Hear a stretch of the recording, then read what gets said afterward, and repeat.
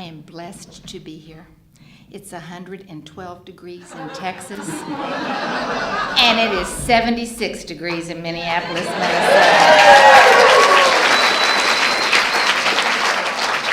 Okay, so that's not the only reason I feel blessed, although that did cross my mind. I feel as though God has just dropped me in the lap of this warmth fellowship. I think that y'all have a secret here where you come to meetings and you get your souls fed, and then you walk out that door and you get your tummies fed. And it's a perfect combination for a wonderful weekend. And so I am grateful to be here. My name is Stephanie Butler, and I am a grateful member of Al-Anon. Hi, everybody. And I want to thank Carol and Tammy and the committee for inviting me. And the basket in my room, I don't know, there is something, well, we all know what it is, right? It's God. But I have a basket in my room that has little tiny root beer cans in it. The only soda I drink is a root beer. And I don't drink very much of them or very many. And it's just perfect. And I walked in and I went, how did they know? So things like that happen if you pay attention. When you pay attention, you go, wow, this is just really wonderful. And so I really thank you for that. And then God chose an angel for me and to have Barb be my hostess this weekend. She is so deep into service. And she goes that extra mile in being my hostess, too, and I appreciate it. Thanks, Barb. And then the speakers we've had this weekend. This fellowship is celebrating 30 years, and the theme is hope. And you have heard a strong message of hope from everybody that has spoken. And I think that's amazing. And then the Alateens, I am humbled. I am awed by your presence, your poise, and your courage. I really, you humble me. So, and here I am. I'm just really excited to be here, and I wish I didn't have to do this. Because I'm having such a good time, and this is a little stressful. But my sponsor told me to get on my knees and pray to be released from the bondage of self, and I've only done that 15 times in the last 2 hours. And so I think the first time he probably heard me, but the others were for me. I was like, okay, I really am going to try to get out of the way. Our Al-Anon literature suggests that I share with you in a general way how sick I got, how well I am, and what helped me to get well, with the emphasis being on what helped me to get well. And that's what I'm going to try to do this evening. I was born the oldest of 3 into a Catholic Italian family. Yeah, that's how sick I got. Okay, but there's more. I was born on Christmas Eve. Oh, you warm my heart. That's exactly the reaction I wanted you to have. It's me and Jesus. I came first. All the celebration at Christmas for years I thought was for me.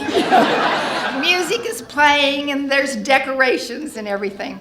And I thought my alcoholic had a big ego, and then I started thinking about how I thought about my own birthday. And so I celebrated 66 years this past Christmas Eve, and I am grateful to be here. My alcoholic husband would say to you that you would need to drink too if you were married to a Catholic, Italian, untreated Al-Anon Capricorn. And that's what I am or was, but no longer. So when I came into the program, I wanted to find out how somebody as well as I could marry somebody as sick as him. And so y'all suggested that I do a 4-step. So in writing my life story, I came up with some pretty interesting things. There was not alcoholism in my immediate family of origin. My mom and dad were social drinkers. So I didn't know how that this happened to me.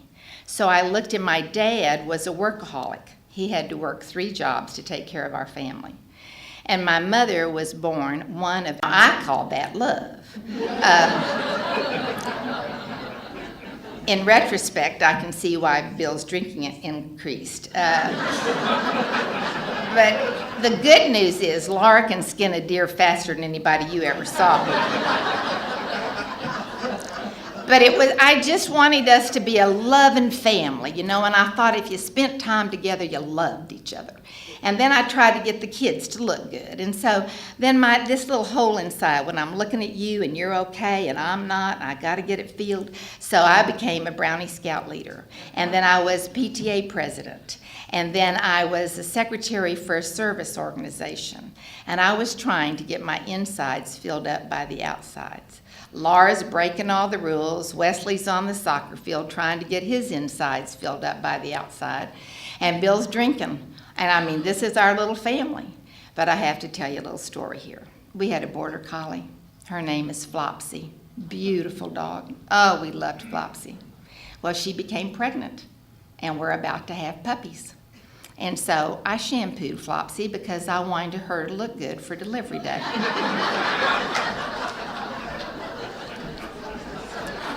Had nothing else to do, so I'm shampooing the dog. And then I remember sometimes dogs run to dry, and then sometimes you towel dry them. And I wanted to do it right. So I look on the shampoo bottle, and it says, "Do not use on pregnant dogs." Oh my gosh. So I called Dr. Pygott. He's our vet. And I said, "Dr. Pygott, you will not believe what I've done." And he says, "Well, Stephanie, it's about 2 weeks till those puppies come. Let's just wait and see what happens." Sure enough, 2 weeks later, the first puppy was born, and it was born dead. I called Dr. Pygott, and I said, "Dr. Pygott, I have killed these puppies." He said, "There's a lot of puppies in there. Let's just wait and see what happens." Well, the second puppy was born, and it was okay. So I called Dr. Pygott, and I said, "Dr. Pygott, I did not kill them all. We have got a healthy puppy." He said, "That's really good." And about an hour later, another puppy was born, and it was okay. So I called Dr. Pygott. I said, "Dr. Pygott, I didn't kill them all." I said, "I've got 2 now." And over the course of that day, Flopsy had 7 puppies. I called Dr. Pygott after every puppy. The last puppy was born, and it had trouble breathing. So I called Dr. Pygott. "Dr. Pygott, we've got him here, but we've got one that's not going to make it, and I need some help. What am I going to do?" And he said, "Do you have any whiskey in your house?" And I said, "Well, yes." And he said, "Well, put some on the end of a teaspoon, put it in the puppy's mouth, and massage it down the puppy's throat. It will break up all that phlegm, and the puppy's going to be okay." I said, "Okay, I think I can do that." And he said, "And then, Stephanie, I want you to sit down and drink the rest of that bottle."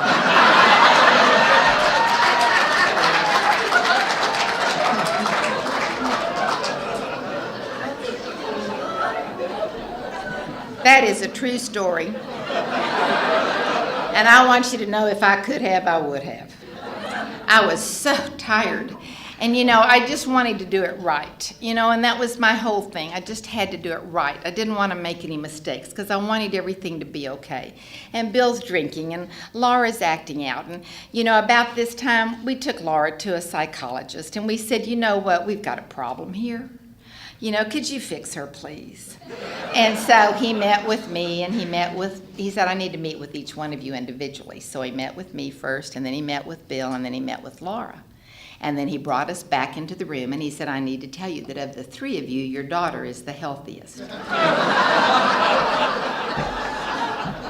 Laura's going, "Yes!" Bill didn't want to pay the bill. And he said, "Well, what I'm observing here is that it looks like you're crying all the time." And that was me. I could not express my feelings. I couldn't tell you that I was angry. I couldn't tell you that I was sad or that I was scared. I just cried. And if the kids came in and went, "Mom, what's the matter?" I'd go, "Nothing." And he said, "You're crying all the time." He looked at Bill and he said, "I think you're drinking all the time." And he said, "I think that your daughter is expressing her feelings. She's doing it inappropriately, but at least you know how Laura feels." So that solution didn't work. And,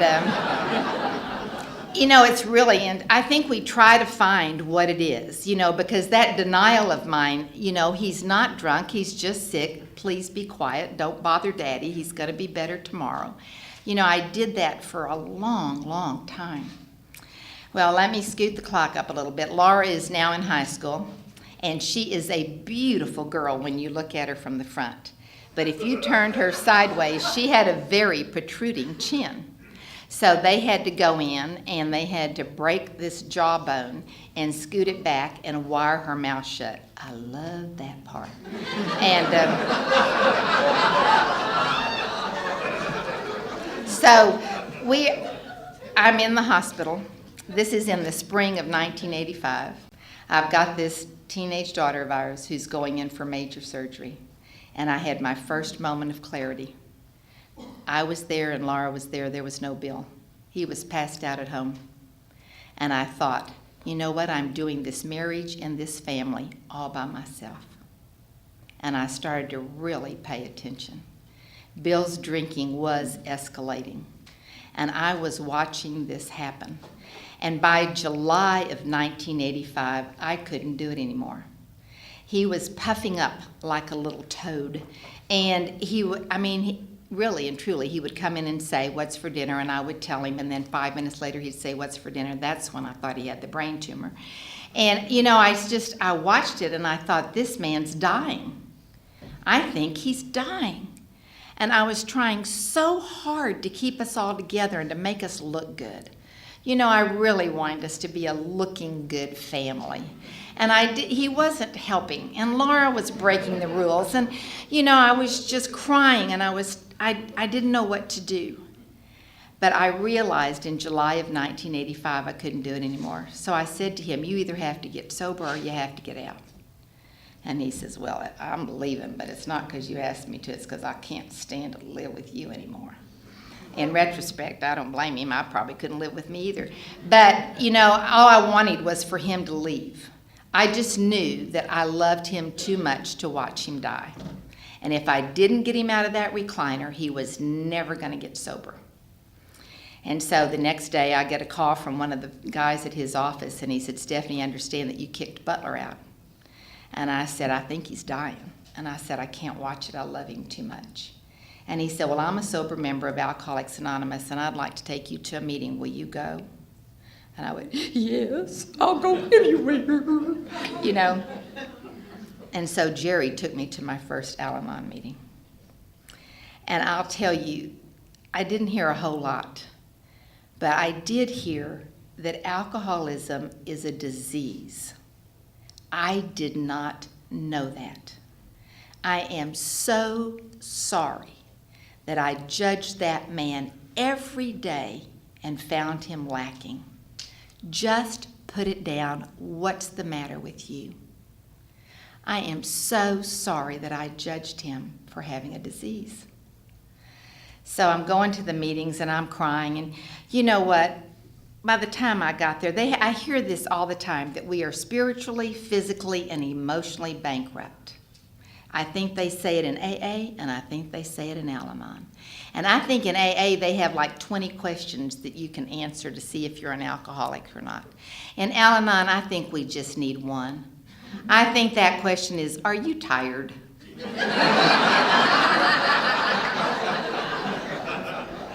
If you're tired, come in and take a seat.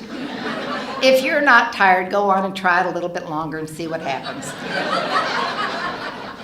I am telling you, I was exhausted. And the more I think about it, it was just when you try to keep a family together and you try to deny that there's a disease and you deny that there's anything wrong here, you get really, really tired. So I was at that first meeting and they said, "Could we have your name, please?" And I go, "My name." And they went, "Okay, just keep coming back." You know, and so I went, and these are things that I heard. You need to get a sponsor. You need to go to a lot of meetings. You need to read the literature, and you need to work the steps. And then I heard some things that I thought I could not believe. One of them was, if you raise children in an alcoholic home, you have raised sick kids. And I thought my heart would break. And then you said you did the best you could with what you knew at the time. And the one thing I thought about after that was, you know what, I might have screwed those poor kids up, and I know I did. Because, really, I heard it from Susan last, sometimes you can tell that the alcoholism is in the family because the Al-Anon, untreated, looks a little bit sicker than the drinker. And I think that I did a lot of damage. But by denying everything, I denied everything. My children could not get the truth out of me because I was in denial. There's nothing wrong here. He's sick, and we've got to keep it looking good. And then I thought, well, now that I've gone to an Al-Anon meeting, I've told the children, okay, I might have messed you up, but now I've told you where you can go for help. I can show you there is a place. So I went, and I was so excited about being here, but I cried the whole time. That's all I ever did was cry. I'd sit in the meetings and just cry. I cried for a year at every meeting I went to. And I did get a sponsor. Her name is Blanche. And I'll tell you, a humdinger. I did not know that Blanche had 22 years in recovery when I asked her to be my sponsor. I just fell in love with her listening to her in a meeting. And Blanche had a thing where we would meet every week until I was through with the 9th step. So I would go to her house and we would sit down and I would start talking. And she would let me. And after 55 minutes, she would say, would you like some feedback? Because I did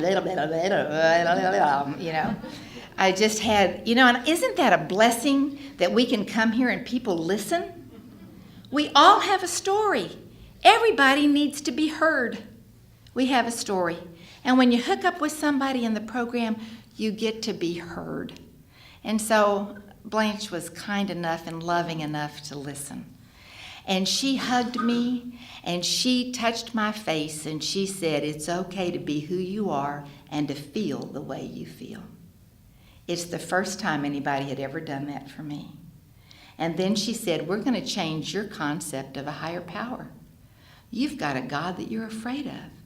You think God can do bad. He can't do bad. He can't. And he loves you no matter what. You can't earn it, and you can't make it go away. It's free. He loves you that much. And she would have to say that to me over and over. I would go to meetings, and I would, of course, share. And they would say to me, Stephanie, your God's too small. You need a bigger God. And there was a guy named Andy that said, why don't you borrow my God? And so, really people were trying to help me. And so, but I loved sitting with Blanche, and I loved the validation, and I loved what she had to share with me. And so 2 weeks after I'd asked Bill to leave, he called, and he said, I've been out at Willie's, and I've been trying to sober myself up, and I can't do it. I need some help. And so on August the 6th of 1985, Bill went into treatment, and he started his spiritual journey. Now, I would have told you that all I ever wanted was for him to get sober, and we would be fine. Yes, that's the funniest thing I'm going to say all night long, Oh, my gosh. But the good news for us was we started on this spiritual journey together. And he'd go to his meetings, and I'd go to my meetings, and we'd come back together, and he'd say, we talked about the 11th step. What'd you talk about? And I said, we talked about acceptance. And oh, my gosh, it was wonderful. And I had Blanche, who was loving me and helping me work through the steps, and he had Lon, and it was just beautiful. And then we had Laura. She did not like a drunk daddy, but she really did not like a sober daddy. He was there and he was paying attention. So now Laura is a senior in high school. She's done something, I don't know what. She broke some rules, so she's been grounded.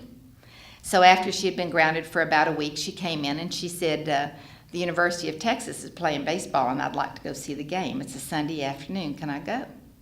So Bill and I talked about it, and we said, yeah, but you need to be back by 6 o'clock. She says, you got it. I'll be back by 6 o'clock. And we said, okay. 6 o'clock came on that Sunday, and Laura didn't come home. She didn't come home at all Sunday night. She didn't come home on Monday. She didn't come home on Tuesday. Now, I believe that God wants everybody to graduate from high school. So I made it my mission that we're going to figure out how to get that kid in high school and get her graduated. She's a senior. She's only got 3 more months. Let's just get it done. And I don't know what we're going to do, so I call Blanche, and I'm crying. And Blanche says, did you know that God loves Laura more than you do? And I went, well, I hope so, because I don't know where she is. And Bill would go to Lon and say, what are we going to do? Do we get the cops? We were all just, and Lon would say, you need to love and accept her exactly where she is. And Bill said, we don't know where she is, and that's the problem. And I would go to the Al-Anon meetings, and they would say things to me like, what would you be doing if this weren't happening? Oh, it's happening. My daughter is gone. She's a senior in high school. Tell me what to do. And they would say, hey, did you wash your dishes today? Oh, my gosh. Well, I had gone back to teaching. And so at least on Monday, I would go teach school. And I was just, and then I'd go to my meeting Monday night. What am I going to do? What am I going to do? Have you prayed? Pray. Oh, God, I forgot to pray. Okay, I'm going to pray. It was really, my nerves, I didn't know where she was, and I was scared. She's in high school. We just want to get her out. Please, God, just let her go.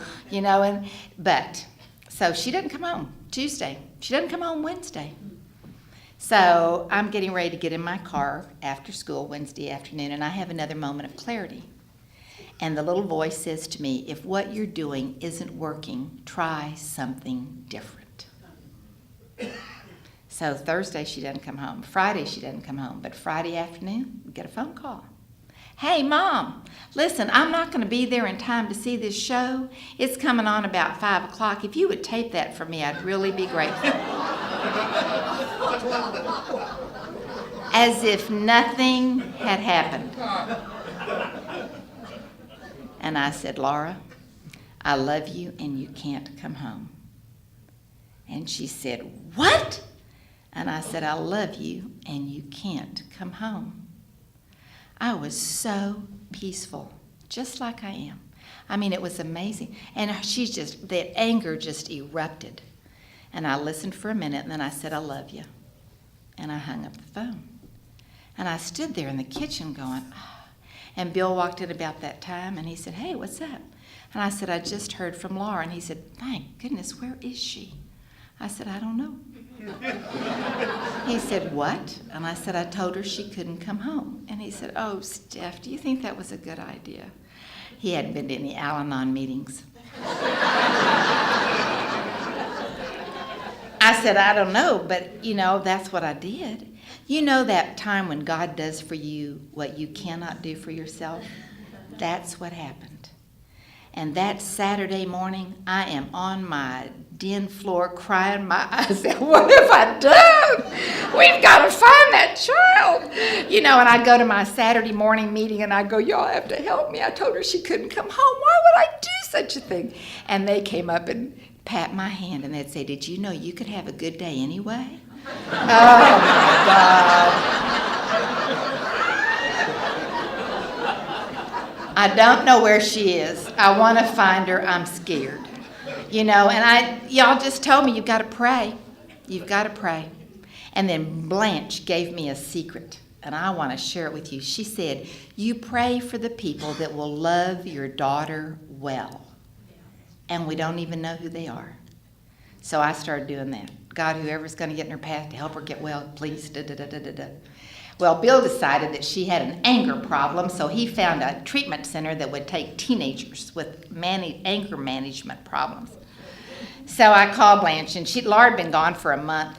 And so I called Blanche, and I said, we found this place. I found out that Laura's over at Cherie's right now. Yeah. So I called Laura, and I said, if you want any help, then your daddy and I found a place. What do I have to do? I said, well, we're going to come pick you up Monday morning and take you to Denton, Texas, if you want to. Fine. Laura's favorite word growing up was whatever. And then she rolls her eyes, whatever. And so we picked her up that Monday morning, and I thought my heart would break. My daughter had been living under park benches. She had gotten beat up in pool halls. She looked horrible. I cried all the way to Denton. And the only reason I had any peace was that now I knew where she was. And so we left her there. I cried all the way back home. 2 days later, I get a phone call from her, and she says, Mom, I need to ask you something. I said, what is it? She said, how would you feel about me being an alcoholic? And I said, Laura, any 12-step program you want to latch onto is just fine with me. She said, we've been inventorying my drinking, and I think I've got a drinking problem. Mom, I'm an alcoholic. This past April, Laura celebrated 24 years of sobriety.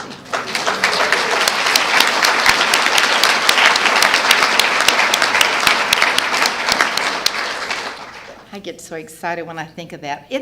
What a miracle. Now, we had Family Week. Don't you just love them?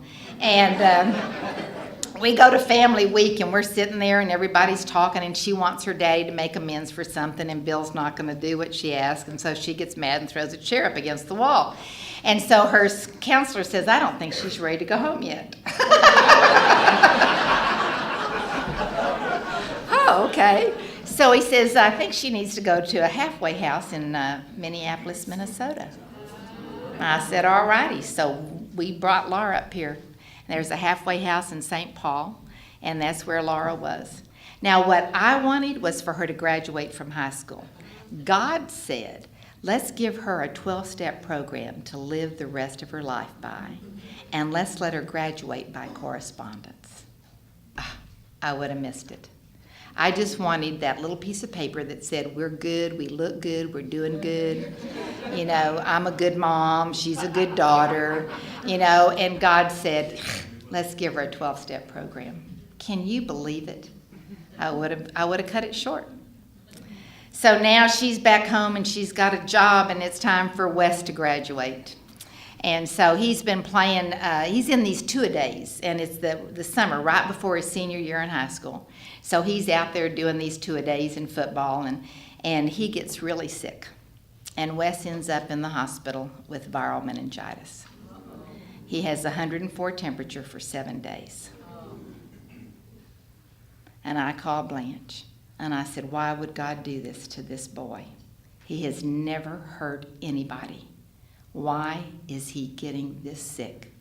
And Blanche said, God didn't do this. Your boy has a virus. God will sustain you no matter what happens. Now, the difference in that hospital stay and the one with Laura was that Bill and I were together. We prayed together. We cried together. We asked Dr. Ream, Wes is going to be okay, isn't he? And he said, I can't promise you that. But the AAs and the Al-Anons were there. And we all prayed, and we took care of each other. And Wes survived his virus. I'm so grateful. And he did graduate on time. Thank God we got the Kodak moment. We looked good, So I'm just as happy as I can be. Wes is starting at the University of Texas, and he's a freshman, and I just think we're just going to live happily ever after. And Bill comes home one day, and he said, how would you like to move to Reston, Virginia? And I said, why would we do that? And he said, I've been traveling, and I'm getting tired of being on airplanes. I'd like to move. What do you think? And I said, sure, let's go.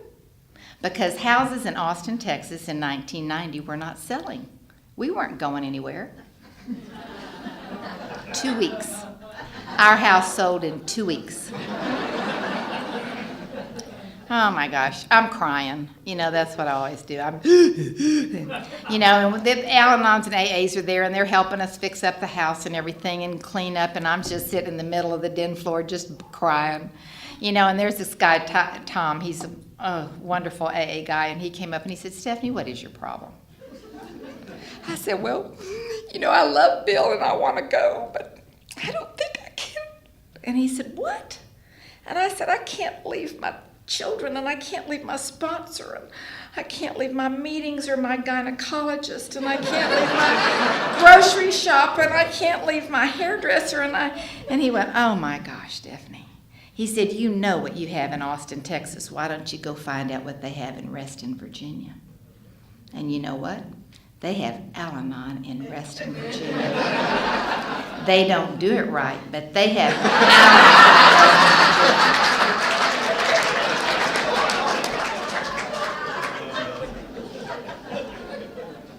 I called Blanche.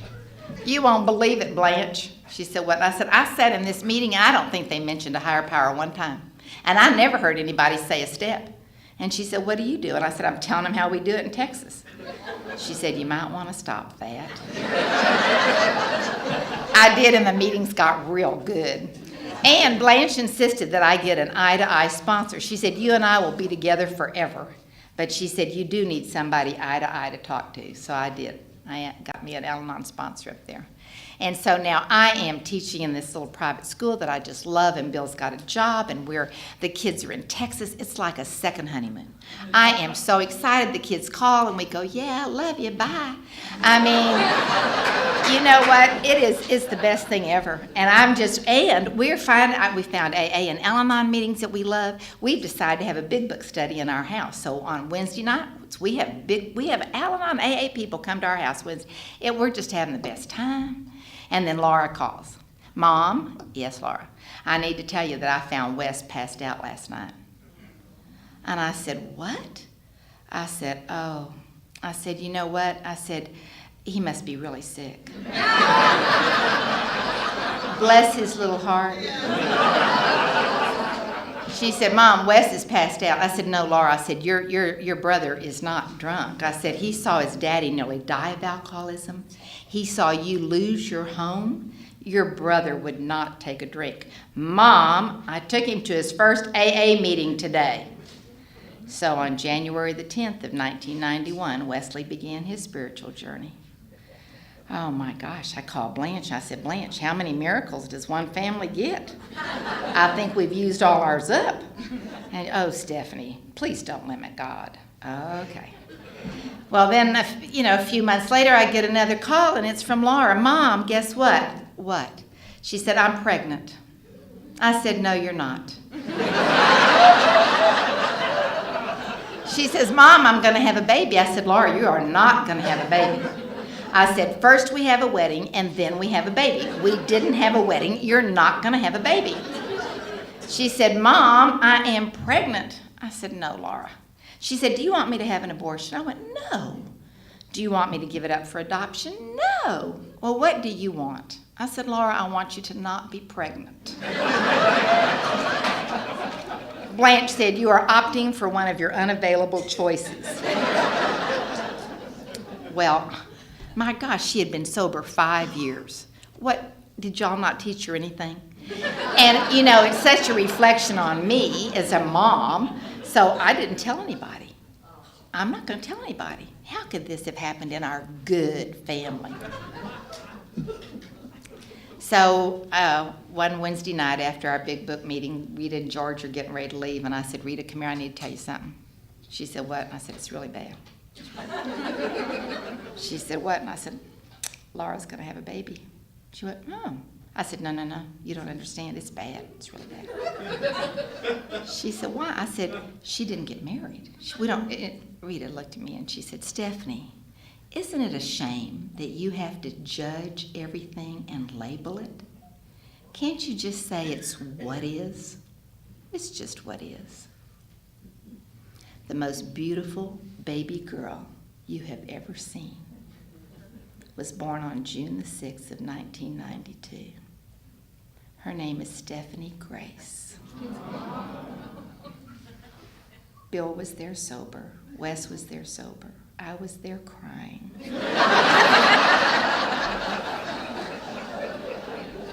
We did not need a marriage license to bring that baby into this world. But I have to tell you the truth. It was the happiest day of my life. I would have missed it because I judged it and found it lacking. Oh my gosh. You could not wipe the grin off my face. I could not believe how happy I was. For months, I was just thrilled to death. Well, I need to tell you some stories about little Grace. She's in second grade, and the teacher asked her to stand up and asked all the kids to introduce themselves. My little Grace stands up and she says, my name is Grace, I'm an alcoholic, and I've got 7 years of sobriety.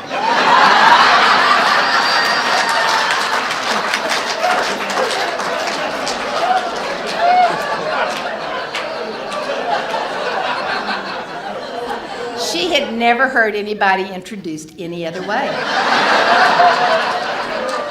She had been going to AA meetings since before she was born.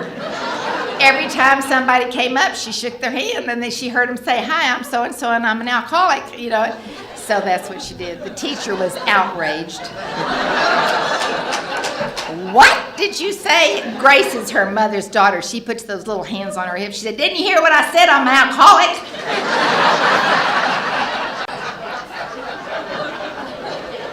She goes to the club where we all came into the program, and she goes to Gerald, and she said, "Gerald, I need to buy a big book. How much does a big book cost?" And he said, "Well, Grace, how much do you have?" She said, "I got this much." He says, "That's how much it cost." And Gerald sold Grace her first big book. But then that precious little granddaughter of mine turns around and she says, "Now I need a sponsor." I would have missed it. I would have missed her. Can you? Oh. Well, Grace just celebrated her 19th birthday in June. Oh my gosh, she is my joy. I absolutely adore her. She's had problems. Oh my goodness, she's had problems, but she's just special. My sponsor calls her a wise old soul. You know, that's what she is. She's just a wise old soul, and I adore her. Well, in 1993, I got a phone call from my family in San Antonio, and they told me that my daddy had an abdominal aneurysm and that it had ruptured and he had died instantly. And I was devastated. I love my daddy. But as sad as I was that my daddy had died, that's how grateful I was that I was in the program. And I had done a night step with my dad. We were clean and clear. What a blessing. Now I have to tell you the part of my story that I wish I never had to share.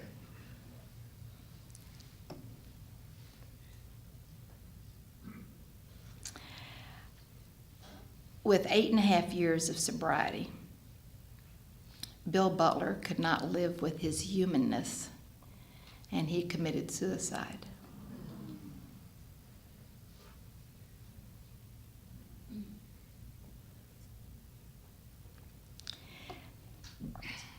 You need to hear two things. AA works. Bill cherished his sobriety.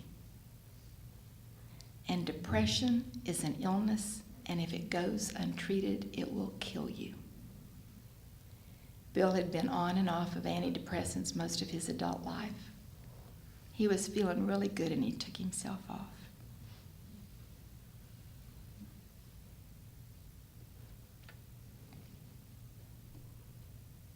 Psychiatrist told me that it was a moment of insanity. If he had lived through that moment, he'd be alive today. The hardest thing I've ever had to do was to call my children. And when I called Laura, she says, "Mama, that can't be true. Daddy loved you too much." And I called Wes, and he says, "Mama, Daddy would never go off and leave you. He loves you too much." It's not about love. I thought I would die. I thought I would die. It took every meeting I've ever been to, every hug I've received, every piece of literature I've ever had to just put one foot in front of the other.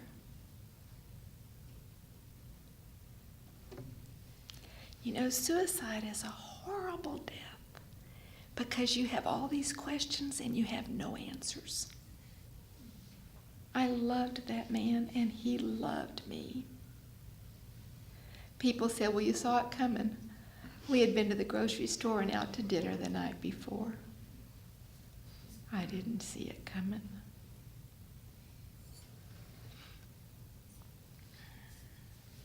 The people up there wanted to have a service for him before I brought him back to Texas, and we did, and my teachers came and his workers came, and one of my teachers came up to me and she said, "Who are all these people?"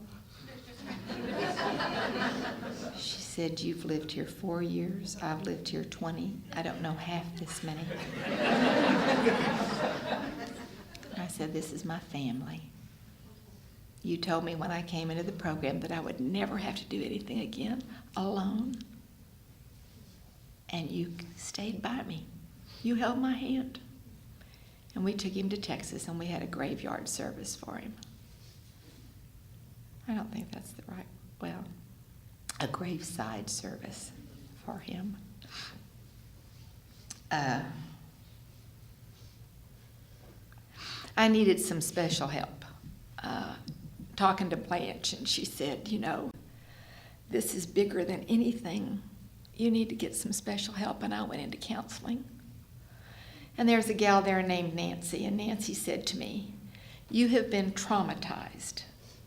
When something happens in your life and it changes and it will never be the same again, it's called trauma. And you have been traumatized. And she says there's a whole lot of stuff that goes along with it. Yes, there's grief, and this is also trauma. And I thought I was going crazy. I didn't know what to do. The kids wanted me to come home, and I couldn't go home. I don't know why, except that I had a job that I liked. And so I stayed in Virginia. And I had a sponsor that I had up there, but you know what? She didn't know what to do with me either. She couldn't even come in and see me. She dropped off some bagels at my house. And I called Blanche, and Blanche said, you need to write her a note and tell her thank you, that you understand that this is more than what she had knew how to do. And I'd been sitting in meetings with this beautiful woman named Dawn. And Dawn had known pain, and she called and she left a message, and she said, you just tell Stephanie if she ever needs anybody to talk to, I'll be there for her. And Dawn became my Virginia sponsor. I sat on her couch and I cried and cried and cried, and she just held me. But I had a job that I loved. This was in 1994. And in 1995, both of my children got married. And I went to Nancy and said, this feels like another loss. And she said, when children your children's ages lose their family unit, they will find it necessary to recreate that as quickly as possible. And this might be practice marriages for your children. And they were. So in 1996, about 2 years after Bill died, almost to the day, I walked into my house and I said, he's not coming home. It took 2 years for me to get the knowledge from my head to my heart. He's not coming home. And I called Laura and I said, I think I'm coming back to Texas. And she said, for good, Mama? I said, yeah. Now, in his adult life, Bill had been a wonderful employee, and he had put a lot of money into his company. I mean, you know, when you put in $1 and they match it and all this, but we never had money. But he died, and here's this lump sum of money.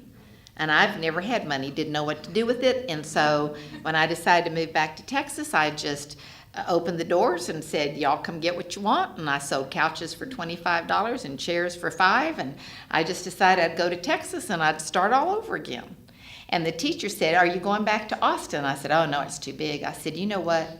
I have never lived in a new house, and I'm going to go find me a new house. And when you're in Virginia, the trees are so tall, you never get to see the sunsets. And I want to see a sunset. And I found out that I love water. And it's as if God said, okay, I'm sorry. You know, it's really as if God cried when I cried. And so I bought a new house on Lake LBJ, and the sun sets over Pack Saddle Mountain right out my back door. And I was just so, that's where I moved to. It was just beautiful. And so I called Bruce, who I had invested my money with, and I said, Bruce, now that I'm in Texas, if you'll just send my money down here, I'm going to work with these guys here. And Bruce said, okay. And so I waited for the money to come, and I went to the guys and said, expect this check because it's coming. And they said, okay. And so we waited, and the check didn't come.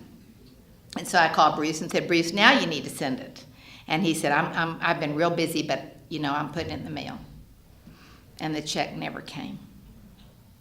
Bruce stole almost $300,000.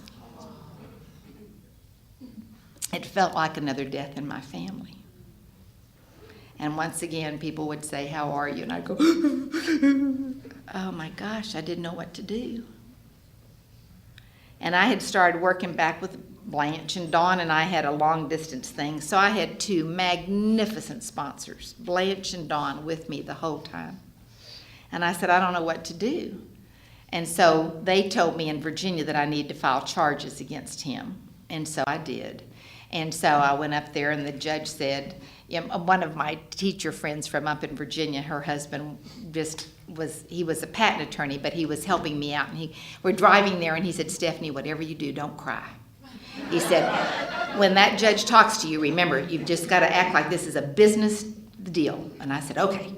So we get there, and the judge says, Miss Butler, come up and share with us what your experience is. I went up there, and she said, so in your name, and I went, my name is... Oh my gosh, I cried through the whole thing. And she said, I am so sorry for what has happened to you. And she said, the maximum I can give Bruce is 2 years. And she said, I wish it could be more. They've done a paper trail, and your money is gone. And she said, I hope you'll be able to get on with the rest of your life. And so, you know what? I am so grateful I went to open AA meetings, because y'all told me to pray for Bruce. And every morning I get up and I go, God bless that Bruce. And then I say, God bless Bruce and his family, and no longer am I. And now the knot in my tummy's not there anymore. But you know what? I have no money, and I have a new house. Bruce told me not to pay cash for the house, even though I could have. He said, you're going to need a tax write-off, so don't. So I have a house, and I have payments, and I have no money. And so I don't know what to do. So Laura says, Mother, get on your knees and pray for clear and concise direction. I said, I'm on my knees, and I'm praying, and I don't know what to do. And so everybody's praying. Well, you know what God did? He decided to build an elementary school 7 minutes from my house, and they needed a first grade teacher. And I am teaching first grade in Granite Shoals, Texas. And I'm telling you, I love it. This is my passion. I have learned more from those first graders. Now, I'm not ready to send Bruce a thank you note yet. But sometimes things happen for a reason. I am in that classroom because I do believe that that's where God wanted me to be. And every day, I'm old. I'm older than the superintendent, and everybody is, are you still here? But I get really excited in the morning when I go to school, and then I get really tired in the afternoon when I come home. So anyway, I got to keep going. I have an old car, okay, and I don't have any money, and I'm driving this little red Oldsmobile, and so Blanche is really worried about my cars. And she said, how are you going to get a new car? I said, I don't know how you buy a car when you don't have any money. And she said, I'm going to enter sweepstakes for you, Stephanie. I said, okay. So Blanche would call and say, can you drive a red Jeep? And I'd say, sure. And then she'd call, can you drive a green Dodge? I said, anything. Well, Blanche was in an accident, and she ended up in the hospital. And she's in Temple, Texas, in the hospital, which is about an hour and a half from my house. And so every weekend I would drive up there to see Blanche, and I'd drive that little red car. And so it had over 100,000 miles on it, and sometimes it went and sometimes it didn't. And so I'd go into her hospital room, and she'd say to me, how's your car? And I said, Blanche, let's just get you well, okay? Don't worry about the car, it's just fine. Well, Blanche did not survive her injuries. And I got a call from her daughter, and she said, Stephanie, if you want to say goodbye to my mama, you better hurry. And I got in that little red car, and I cried. And I said, God, I didn't get to say goodbye to Bill, and I didn't get to say goodbye to my daddy. Please let me say goodbye to Blanche. And I was holding her hand when she died. And I said, I hope you can see all the lives you've touched because you were willing to share. I miss her today. And so they had a memorial service for Blanche, and they asked me if I'd say a few words, and of course I said yes. And so I get a call from Laura that morning, and she says, Mama, you are going to tell them how important Blanche was to our family, aren't you? And I said, Laura, you hated Blanche.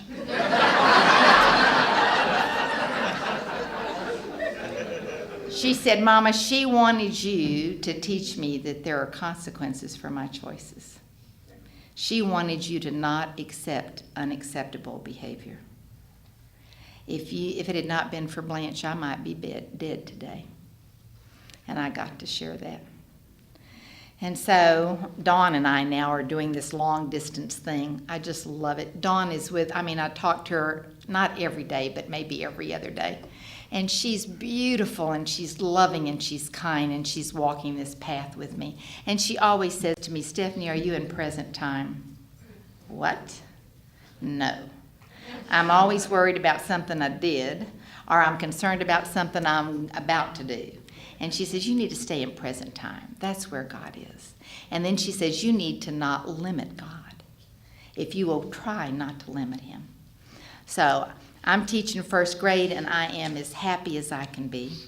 And I have got this daughter who is raising Grace. Well, now Grace is in college, believe it or not. And then my son was married, and he gave me a granddaughter. So I have a 19-year-old granddaughter and a 5-year-old granddaughter. And so this past 2 weeks ago, we all started school together. I did first grade, Dylan did kindergarten, and Grace did college. And so it's just wonderful. Now I'm going to try to close this real quickly, but I need to tell you something that I've never shared from the podium before. This past January, my daughter found out that she had breast cancer. It's stage 2, and she did oral chemo. And right now, she's in remission. And I am so grateful. She also really got low on her finances. And she and a fellow that she cares about that's living with her called me in July, and they asked if they could move in with me. And they promised me that it would not be for very long, 90 days max. And so... But the reason I'm telling you this is because there were times over the past, since Bill died 17 years ago, that Laura and I have not been on speaking terms. She's working her program, and I'm working the Al-Anon program, but there's been times where she just didn't want to have anything to do with me. And so I called Dawn, and I said, Dawn, I've lived alone for 17 years. Can I have my daughter move in with me? And then I thought how humbling it must have been for her to have to ask. They just need a place to be till they can get back on their feet financially. So we sat down and we talked, Laura and Clay and I. And I said, okay, here's the deal. First of all, we're going to have a meeting every Wednesday night to talk about what's working and what's not working. And Clay said, okay, but can we pray first? So every Wednesday night, we sit and we hold hands and we pray. And then we talk about what's working and what's not working. And they've been there 6 weeks. And I can't believe how beautiful this healing relationship has been. We talked about it before it ever happened, and Laura and I both agreed the priority was for us to work on our relationship. And we were starting, when her breast cancer came, she called out for help. And she and I had talked, and we've been talking. So through the breast cancer, we have started healing our relationship, and we decided that this was not going to mess that up. So now Laura and I are working toward that. They found a place to move into about 2 weeks ago, and I don't have any expectations. I have a hope that next weekend they will be moving. But the gratitude that I feel that Laura and I have been able to do this, and she is trying so hard to be respectful of me and my wishes. I'm just really grateful. Okay, I need to close with 2 little things. When I travel, I tell my students I'm not going to be here on Friday, and I'm going to go here, and I show them on the map where I'm going and everything, and I say I'm going to go tell my story. And one time this little girl raised her hand, and she said, Miss Butler, what is your story anyway?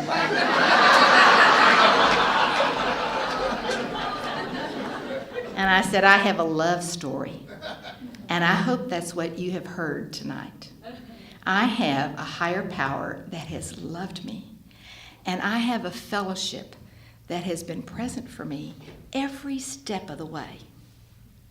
There's a fellow in Oklahoma that put out a song a few years ago that says, I'm drinking from my saucer because my cup runneth over. And that's exactly how I feel. You've been very kind to listen to me this evening, and I appreciate it. Thank you. 8 children on a dirt farm outside of Fort Worth, Texas. Now, if you really looked at her her brothers and sisters, you would find a lot of people that had drinking problems. And her daddy was a bootlegger. And so if you ask her relatives, there's a lot of alcoholics in her family. But if you ask my mama, everything was good. And so I believed that my mother was raised in an alcoholic home. That's just my opinion. And I believe that my mother was raised by an untreated Al-Anon. Now, when you see people out there on the street and they're acting kind of silly, you might say, she's an Al-Anon. Well, she is an Al-Anon if she goes to meetings, gets a sponsor, works the steps, and reads the literature. She is an untreated Al-Anon if she just hangs out with alcoholics and it gets all over her. And so,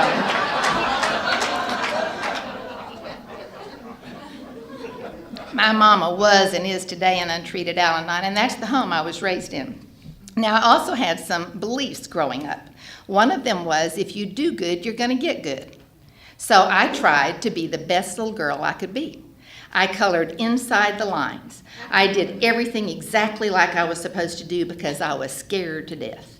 Now, I don't know. I heard Butch talk about his actions being fear-driven. So were mine. Almost everything I did was out of fear. I was afraid I was going to get punished. And I don't know if I made this up in my brain or if it came from the Catholic Church or somebody told me one time. I don't know, but I was scared to do the wrong thing, so I did it right as much as I could. Then I looked at you, and you were so put together, and I felt so less than. And I don't know where that came from, because I think my mom and dad loved me the best they could, but there was something in me that just wasn't all put together. And then I have to tell you that in my family growing up, we were always fine, thank you very much. My mother had a sign in the front yard that said, we are fine, thank you very much. No matter how you felt, you were fine. It was never okay to be sad. It was never okay to be lonely. And I have to tell you that I was raised where my mama got mad at my daddy one time in the 18 years that I lived at home. She started crying, she walked out, she slammed the door, she got in the car and drove off. Now, the message that I got as a young person was, when people get angry, they leave. So my people-pleasing was put in place at a very early age. Now, I've sat in a lot of meetings where I've heard people talk about being raised in rageful homes, and I know how damaging that can be. I also think that it's very damaging to be raised in a home where everything is always fine. No feelings were ever expressed or validated. We were just always fine. Well, when I was a senior in high school, I married this man that I fell in love with. His name is Bill. We dated for 4.5 years, and after we graduated from college, we got married. Now, I was born in Midland, Texas, and then we moved to San Antonio, Texas, and then after Bill and I got married, we moved to Austin, Texas, and that's where I spent the next 25 years of my life. And so I was a school teacher. I loved teaching school. Bill had a job that he loved, and every once in a while, he would come in and he'd bring a 6-pack of beer. And I thought, what is that? I mean, this is from early in our marriage. And he said, well, it was hot outside, and I was doing the lawn, and I just decided I needed to drink a couple of beers. Then he would travel for his company, and he would call and say, you know what, we had a meeting wrapped around happy hour. Oh, my gosh. Or he'd come home and say, you know what, they're serving free drinks on the plane. I really am enjoying it. Now, I, not having ever seen, now my parents drank every once in a while, but Bill's doing it pretty regularly. So I'm keeping track. Now, I don't know why this is happening right now because it's just kind of different for me, and so I'm watching. But he's doing his job, and I'm teaching school, and I'm counting the beers in the refrigerator, and we hadn't been married 2 years yet. After we had been married 3 years, I became pregnant. Now, besides teaching school, the only thing I ever wanted to do was to be a mommy. So I am thrilled to death to be pregnant. And so I have to tell you this little story. It's the summer of 1969, and I am 8 months pregnant, and my cousin is getting married in San Antonio. Now, this is a big Catholic Italian gathering, and everybody's going. It's a Saturday morning, and we leave Austin and drive to San Antonio, and oh my gosh, the wedding is beautiful. And we're just so happy, and I'm pregnant, and you know how the Italians, oh yeah, you're gonna have a baby. We're just really thrilled, and everything's great, and after the wedding, there's a reception, champagne's flowing, everybody's having a great time, and then my cousin and his wife decide to fly to Hawaii for their honeymoon. So we all go out to the airport to tell them goodbye, and we're standing out at the airport, and different people come up and say to me, your husband is the funniest thing. Somebody else came up and said, Bill is just keeping us in stitches. Now, the reason I was a little suspicious is because Bill was raised by a single mom as an only child, and you put him into these Catholic Italian gatherings, and he wasn't a happy camper. But I'm starting to think, well, maybe he's catching on. Maybe he's getting with the program.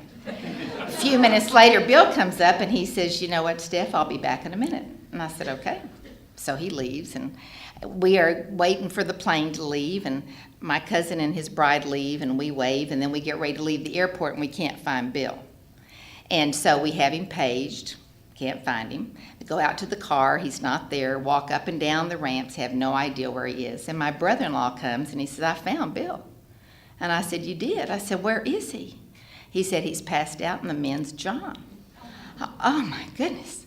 Well, we had to get the airport attendant to take the door off the hinges, and we had to get a wheelchair. And they held Bill up while I pulled up his breeches and I buckled them. And so then we set him in that wheelchair. And so my brother-in-law says, I'll push the wheelchair. I said, no, he's my husband. I will push this wheelchair. So I'm pushing this wheelchair, 8 months pregnant. Butler's sliding out. We're shoving him back in again. We're walking down the airport ramps, and my mother's walking beside me. And she said, I cannot believe my son-in-law is drunk. I said, oh, Mama, no, don't you say that. Bless his little heart. Now, if you ever hear me say bless his little heart, I'm having an Al-Anon slip. I said, Mama, don't say that, bless his little heart. He's just sick. She said, Stephanie, your husband is drunk. I said, no, shh, no, he's just sick. Now, the reason I'm telling you that story is because 19 years later, I am standing in a psychiatrist's office saying, do you think he could have a brain tumor? I'm pretty sure it's a brain tumor. Let's operate on that sucker, get it out, and let us get on with the rest of our lives. My denial was put in place at a very early time in our marriage. He is not drunk, he's just sick, bless his little heart. Well, in August of '69, a beautiful little baby girl is born, and her name is Laura. And 21 months later, our son Wes is born. So I get to be a stay-at-home mom, and I'm so grateful. I have a healthy son, and I have a healthy daughter, thank you, God. And I'm got to teach, and now I get to stay at home, and I get to raise these children, and I just think we're just going to have the best time. And so, we're doing that, and Bill's drinking's escalating, of course, and I'm trying to take care of these kids. They've got to look good, because it is certainly a reflection on my parenting. And so Wes is on the soccer field playing soccer and doing judo, and Laura will tell you that she came out angry. She was just born angry. And she will tell, and then she'll say, no, I wasn't born angry. She said, I was okay till Wes was born. And it's all his fault, So here we are, and I'm staying at home, and I'm trying to get him to look good and follow all the rules and do it right. And I am telling you, if there was a rule written, Laura broke it. It was just who she was, and it was just what she did. And I was trying so hard to get her to look good because I had brought the sign from my mother's yard. I had put it in my yard and said, we are fine, thank you very much. Laura's standing on the roof going, these people are crazy, somebody better come help us. And, and sit down and be good and do what I tell you to do. Well, she wasn't going to do that. So I decided that to help our family, when you when you have your family and you love each other, you spend time together. So every time Bill Butler went hunting, we all went hunting.